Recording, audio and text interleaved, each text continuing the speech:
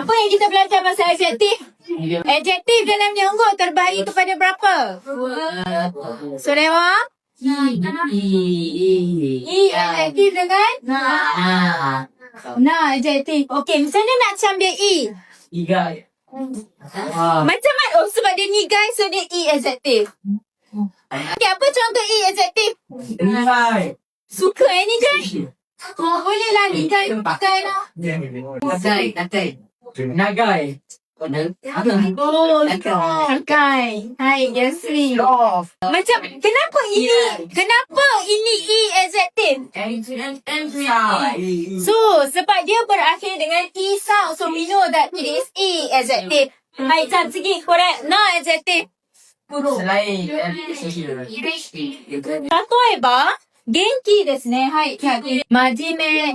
簡単。はい、そうですね。簡単。Ini ialah selain yang berakhir dengan E kat belakang dia ialah non adjective. Ada exception tak? What is the exception? Ire. Lagi? Yume. Lagi? Kirai. Right. Correct. Walaupun dia berakhir dengan E tapi dia ialah non adjective.